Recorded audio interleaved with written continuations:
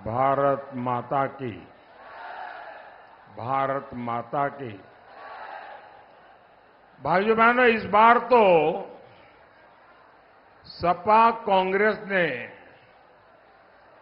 चुनाव से पहले ही इरादे साफ कर दिए हैं। कांग्रेस कह रही है कि वो सबकी संपत्ति की जांच कराएगी। फिर आपकी संपत्ति में से एक हिस्सा अपने जो वोट जिहाद करने वाली वोट बैंक है, उन लोगों को दे देंगे। आप मुझे बताइए भाइयों, आपकी संपत्ति किसी भी सरकार को आप छीनने देंगे क्या? अगर मेरी बात पहुंची है तो सब लोग जवाब देना। क्या किसी भी सरकार को आप अपनी संपत्ति छीनने देंगे क्या? किसी को लूटने देंगे क्या? आपके माता पिता ने जो मेहनत करके कमाया है, उस पर आपका अधिकार है कि नहीं है? वो आपको मिलना चाहिए कि नहीं मिलना चाहिए? लेकिन ये सपा कांग्रेस वाले अपने चुनावी मैनिफेस्टो में कह रहे हैं कि वो एक्सरे निकालेंगे। आपके पास कितनी जमीन है, आपका घर कितना बड़ा है, आपके पास कोई गहने हैं क्या, आपका मंगलसूत्र कहां पड़ा है, और फिर आपकी जरूरत से ज्यादा जो भी है, जिसके पास नहीं है, वो वोट जिहाद वालों को बांट देंगे। क्या आपने अपने माता पिता की संपत्ति को बांटने देंगे क्या? आप फोटो निकालने में मशहूर हैं कि सुनते भी हैं? लग नहीं रहा है आप सुनते हैं। आपको फोटो में ज्यादा इंटरेस्ट है।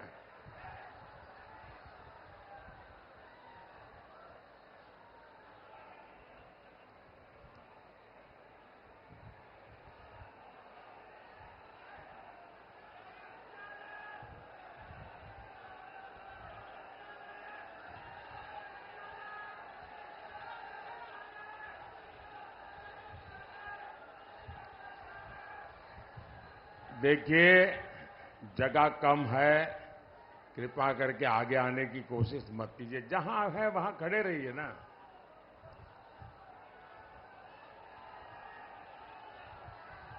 अगर आप इजाजत दें तो मैं बोलना शुरू करूं। आप इजाजत दें तो मैं बोलना शुरू करूं। साथियों, बाबा साहब आंबेडकर ने धर्म के आधार पर आरक्षण का घोर विरोध किया था, और हमारी संविधान सभा ने भी तय किया था कि हमारे देश में कभी भी धर्म के आधार पर आरक्षण नहीं होगा। लेकिन जहां कांग्रेस सरकार है, वहां ये लोग दलितों, पिछड़ों, उनका आरक्षण कम करके उसे भी मुसलमानों को देना उन्होंने शुरू कर दिया है।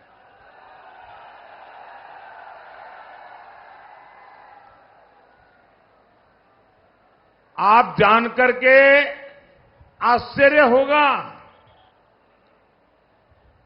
ये संविधान की कैसी अवहेलना करते हैं। बाबा साहब आंबेडकर के सपनों को कैसे चूर चूर करते हैं। उन्होंने कर्नाटका में क्या किया? कर्नाटका में जितने भी मुसलमान हैं, उन सबको रातों रात उन्होंने ओबीसी बना दिया। एक थप्पा मार के कागज निकाल दिया। इसका परिणाम यह हुआ कि जो पिछड़ों का आरक्षण था उसमें वो आ गए तो सारा डाका डाल करके ले गए और सारे पिछड़े रह गए। और यही मॉडल ये पूरे देश में लागू करना चाहते हैं। आप क्या हमारे एससी, एसटी, ओबीसी का हक लूटने देंगे क्या? छीनने देंगे क्या? सपा कांग्रेस को ये पाप करने देंगे क्या? साथियों, इतना ही नहीं, अब ये संविधान बदलकर एससी, एसटी, ओबीसी का पूरा आरक्षण मुस्लिमों को देना चाहते हैं। मैंने समाजवादी पार्टी से कहा था, अरे आप तो दिन रात पिछड़ों की बातें करते हो, पिछड़ों की राजनीति करते हो, आप तो हिम्मत करके ये पिछड़ों के साथ जो अन्याय करने का षड्यंत्र चल रहा है, पिछले दरवाजे से पिछड़ों का आरक्षण लूटने का जो जाल बिछाया जा रहा है, जरा उसका विरोध तो कीजिए। लेकिन ये सपा वाले मुंह पर ऐसा ताला लगा के बैठ गए, ऐसा ताला लगा करके बैठ गए कि वो बोलने को तैयार नहीं है। क्या ये सपा वालों को भी माफ कर सकते हैं क्या?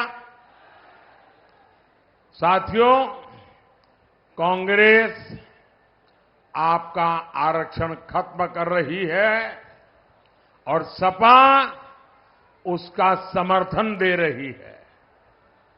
और किसकी खातिर? सिर्फ और सिर्फ जो वोट जिहाद करते हैं वो वोट बैंक के खातिर करना चाहते हैं। साथियों, सपा वाले तुष्टीकरण के लिए किसी भी सीमा तक जा सकते हैं। हमारे कल्याण सिंह जी देश के इतने महान नेता थे, उन्होंने पिछड़ों का इतना सम्मान बढ़ाया, उनका निधन हुआ तो सपा के मुखिया उन्हें श्रद्धांजलि देने तक नहीं गए। और कारण क्या है? कारण यही है कि हमारे कल्याण सिंह जी, बाबूजी राम भक्त थे, इसलिए मृत्यु के बाद भी कल्याण सिंह जी ने राम मंदिर के लिए अपनी सरकार बलिदान कर दी थी। अगर ये बाबूजी को श्रद्धांजलि देने जाते तो इनका वोट बैंक नाराज हो जाता। और वोट बैंक को खुश करने के लिए लोग क्या करते हैं? जब यूपी में एक माफिया की मौत होती है तो ये उसकी कब्र पर फातिहा पढ़ने पहुंच जाते हैं। साथियों, सपा कांग्रेस के कुशासन में बुंदेलखंड ने कितनी पीड़ा झेली है, कितनी बदहाली यहां हुई थी, ये लोग भूले नहीं हैं। एक जमाना था जब सूखा बुंदेलखंड की पहचान बन गया था। बूंद बूंद पानी के लिए हमारा बुंदेलखंड तरसता था। और सपा कांग्रेस की सरकारें क्या करती थी? योजनाएं निकालती थी, फीते काटती थी, दिए जलाती थी, अखबारों में एडवर्टाइजमेंट देती थी और फिर पैसा खा जाती थी। गर्मी में पानी की ट्रेनें चलाने की नौबत आ जाती थी।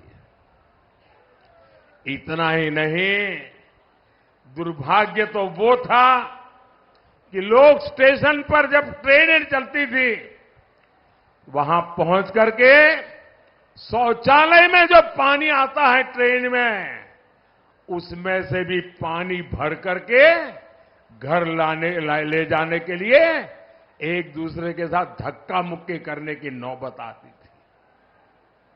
आज जो नई पीढ़ी के लोग हैं, जो फर्स्ट टाइम वोटर है, शायद न उन्होंने ये देखा होगा न सुना होगा। मैंने बहुत सालों तक यहां संगठन का काम किया है।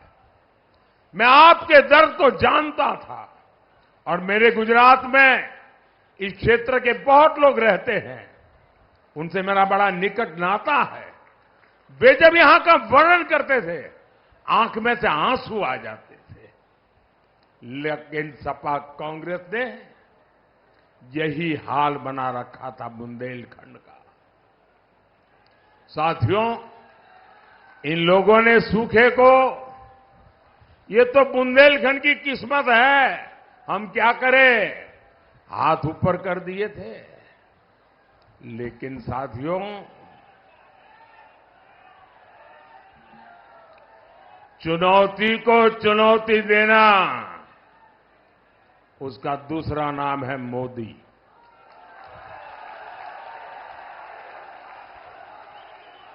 और चुनौती से जो टकराता है, वही तो मोदी कहलाता है।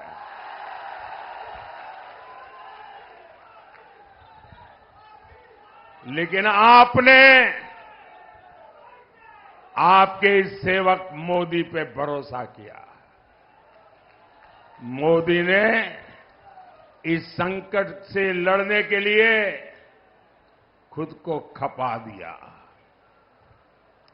हमने जल जीवन मिशन शुरू किया। सिर्फ 5 साल में हमने 12 करोड़ से ज्यादा घरों तक नल से जल पहुंचाया है। हमने इस क्षेत्र में सैकड़ों की संख्या में पानी की टंकियां बनवाई है।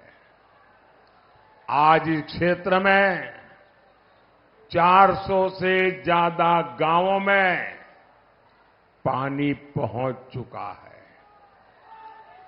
करीब 2.25 लाख घरों में शुद्ध पानी के कनेक्शन दिए जा चुके हैं। मैं बुंदेलखंड में काम की रिपोर्ट लगातार लेता रहता हूं। जो समस्याएं बची हैं, उन पर भी काम चल रहा है। हमारी सरकार ने केन बेतवा लिंक परियोजना पर भी काम शुरू कर दिया है। और केन बेतवा लिंक कैनाल के लिए हमारी सरकार आपको पानी मिले, आपकी पानी की समस्या दूर हो, इसलिए मोदी, ये सरकार 40,000 करोड़ रुपए से ज्यादा खर्च कर रही है।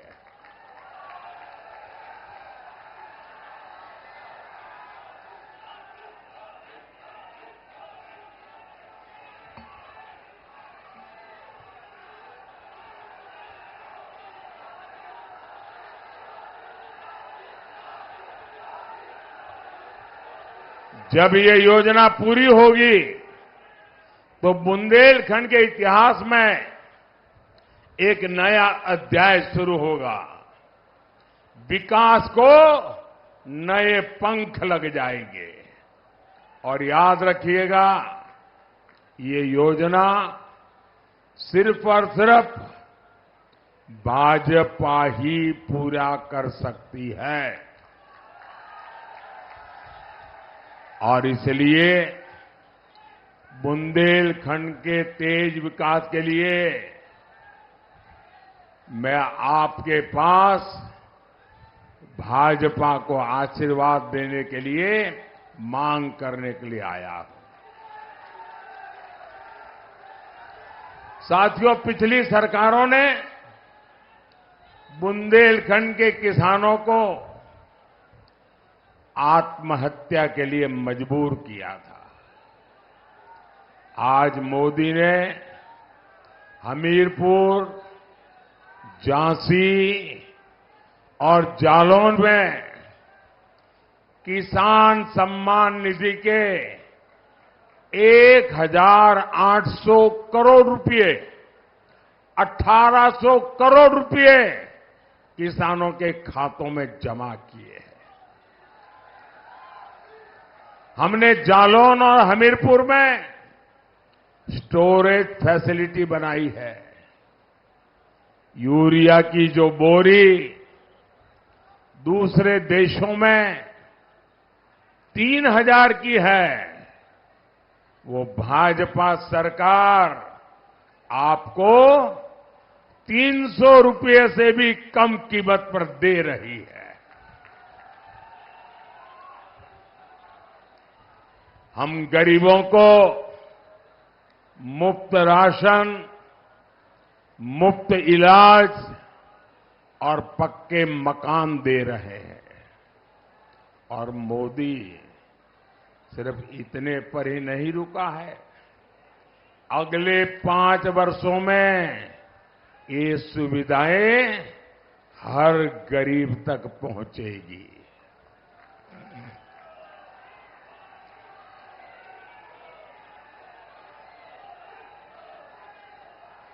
आप लोग मेरा एक काम करेंगे, अगर आप सबके सब हाथ ऊपर करके बताते हैं तो फिर मैं बोलूंगा। क्या आप मेरा एक काम करेंगे? आप मेरा एक काम करेंगे? आप मेरा एक काम करेंगे? आप गांव-गांव जाते होंगे, अलग अलग बस्तियों में जाते होंगे। अगर कहीं पर भी आपको इक्का दुक्का ऐसे परिवार मिल जाए जिनके पास पक्का घर नहीं है, वो झोपड़ी में रहते हैं, कच्चे घर में रहते हैं, कोई ऐसे परिवार जिनको गैस का कनेक्शन नहीं मिला है, तो मेरी तरफ से मैं आपको कहता हूं, आप उनका नाम पता लिख करके मुझे भेज दीजिए।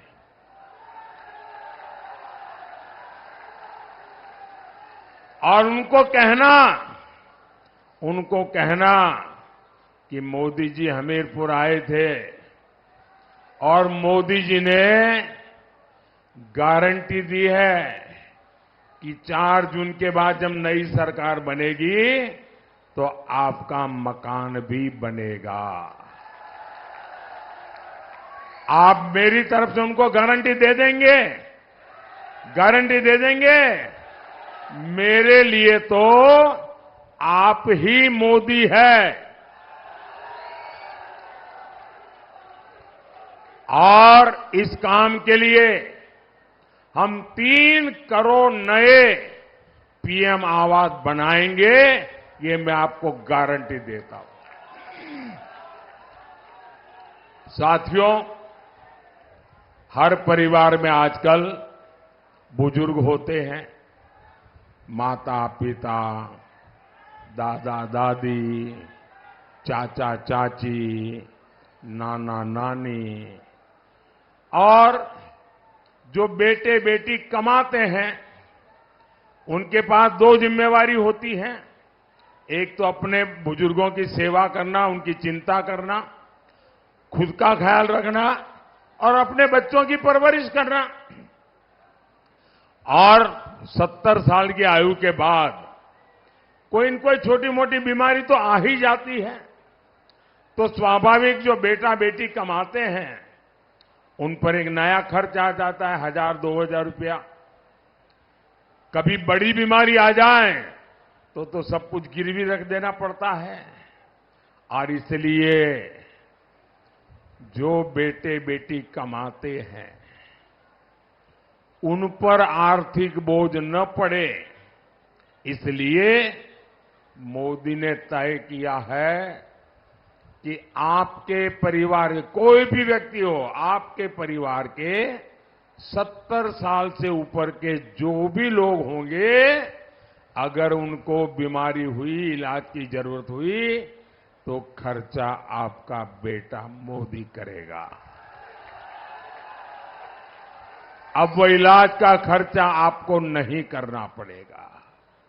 भाइयों बहनों, मेरा एक और संकल्प है, जो हमारी बहनें जिनके अंदर महारत है, उनको मैं ऐसे नई नई चीजें सिखाना चाहता हूं, काम के अवसर देना चाहता हूं, और मैंने तय किया है कि मैं 3 करोड़ लखपति दीदी बनानी है मुझे। ये 3 करोड़ लखपति दीदी, ये बहुत बड़ा काम है, लेकिन मोदी को बड़े काम करने की आदत है।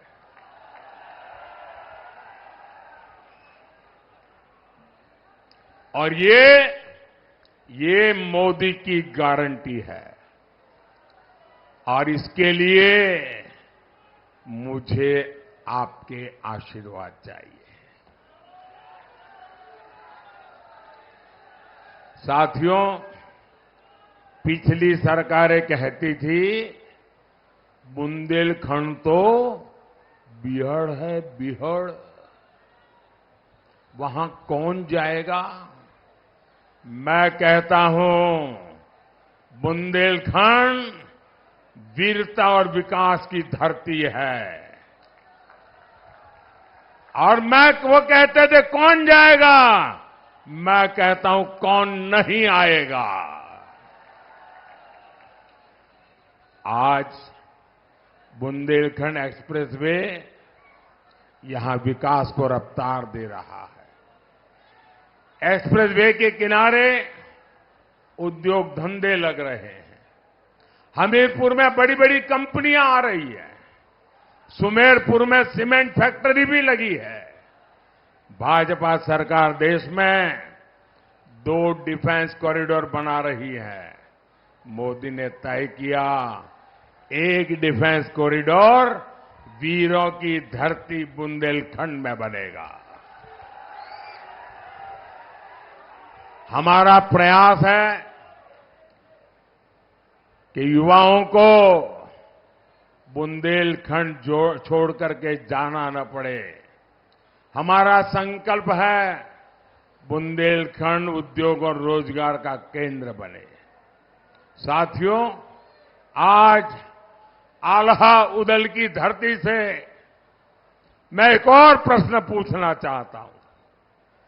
आप मुझे बताइए, राष्ट्र का स्वाभिमान, इस मिट्टी का सम्मान, कुछ इससे भी ऊपर हो सकता है क्या? हो सकता है क्या? मोदी ने कश्मीर से 370 हटाई। मोदी ने पाकिस्तान को मुंह तोड़ जवाब दिया। देश के स्वाभिमान के लिए मोदी दुनिया की बड़ी बड़ी ताकतों से भिड़ा। क्या ये सब इसलिए था कि कांग्रेस इस पर पानी फेरने की बात करे? आप देख रहे होंगे, कांग्रेस पार्टी कह रही है कि वो कश्मीर में फिर से आर्टिकल 300 वापस लाएंगे और लगा देंगे। कांग्रेस आजकल हमें धमकी दे रही है कि पाकिस्तान से डरो, पाकिस्तान के पास एटम बम है। मैं तो कहता हूं कांग्रेस के लोगों को बुंदेलखंड की इस धरती पर आकर समझना चाहिए कि वीरता क्या होती है।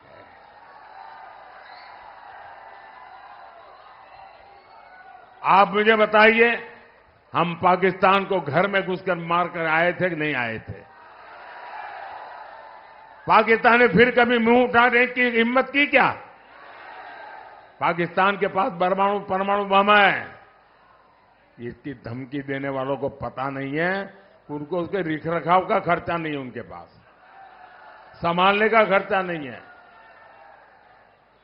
उनके पास साथियों वो कहते हैं मिसाइलें हैं। हम बुंदेलखंड में जो डिफेंस कॉरिडोर बना रहे हैं ना, वो पटाखे बनाने के लिए नहीं है, मिसाइल बनाने के लिए है। पाकिस्तान का डर दिखाकर वोट मांगने वालों को आप वोट देंगे क्या? जो पाकिस्तान का डर दिखाते हैं वो वोट देने लायक है क्या? है क्या? साथियों, 20 मई को आपका वोट सशक्त भारत, विकसित भारत, इसकी गारंटी होगा।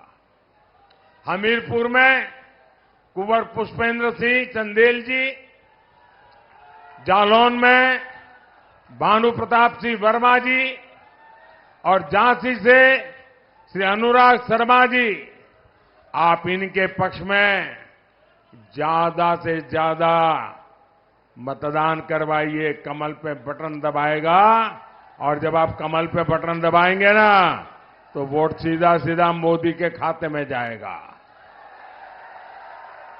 तो ज्यादा से ज्यादा मतदान करवाएंगे, पोलिंग बूथ जीतेंगे। 10 बजे से पहले मतदान हो जाए ऐसा करेंगे। पहले मतदान फिर जलपान, मेरी बात मानेंगे? अच्छा, मेरा एक और काम करेंगे। कमाल है यार, मैंने मेरा काम कहा तो ठंडे पड़ गए। मेरा एक काम करेंगे, सबके सब जरा हाथ ऊपर करके बताओ तो मैं बताऊं। करने वाले हैं तो वही हाथ ऊंचे करे, फालतू में हाथ ऊपर मत कीजिए। करेंगे?